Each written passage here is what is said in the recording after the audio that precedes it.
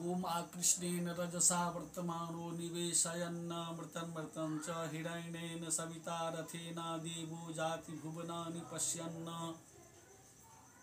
तो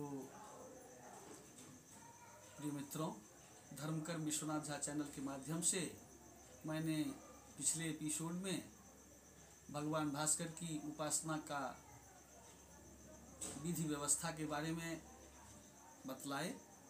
अब मैं उनकी कुछ विशेषता बतलाना चाहता हूँ।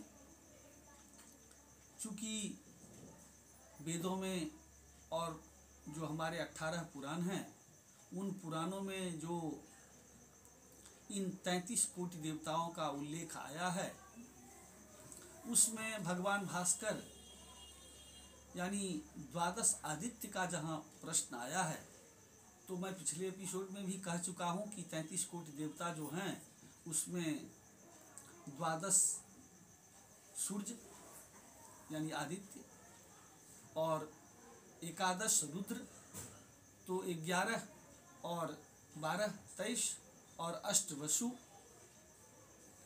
तो 23 और 8 31 और एक विश्वदेव और दूसरे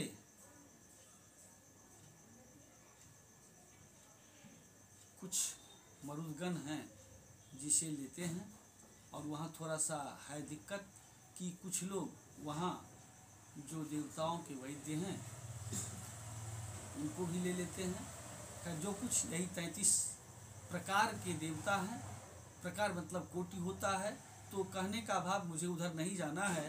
कहने का भाव मेरा ये है कि उनमें जो 12 सूर्य हैं, द्वादश आदित्य का जहाँ तक बात आया है, तो ये भगवान विष्णु का ही स्वरूप है।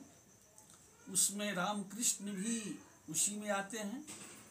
और 33 जो हमारी संख्याएं हैं, उसमें 12 जो आदित्य हैं वो विष्णु के ही स्वरूप हैं। और खास करके भगवान भास्कर तो प्रत्यक्ष देवता हैं। और हमारे ब्रह्मांड के पालन और रक्षक ये दोनों भगवान विष्णु हैं। ये आप लोग भी जानते हैं कि ब्रह्मा के द्वारा सृष्टि का निर्माण होता है और विष्णु पालन भी करते हैं और रक्षा भी करते हैं, और भगवान शिव तो संहारक हैं ही। तो ऐसी स्थिति में जो पालन करें और जो रक्षा करें, वो तो सबके स्वामी, सबके पति और सबके मालिक और सर्वोपरि हैं। तो ऐसी स्थिति में भी मुझे भगवान भास्कर की निश्चित रूप से उपासना, आराधना और उनके प्रति समर्पण, और जो व्यक्ति ऐसे जो परम तेज और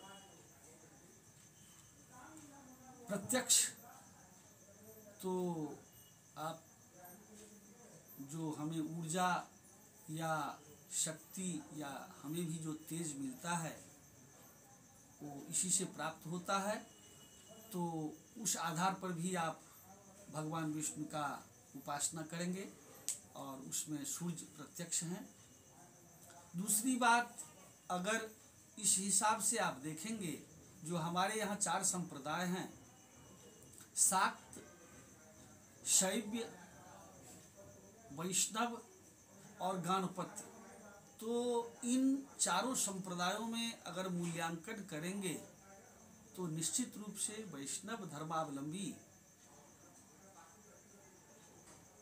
अधिक मिलेंगे। बहुतायत जो है वो निश्चित रूप से आपको विष्णु धर्मावलंबी मिलेंगे।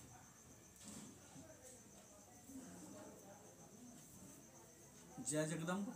जय विश्वनाथ। पुनः फिर मैं इसके संबंध में और आगे कहूँगा।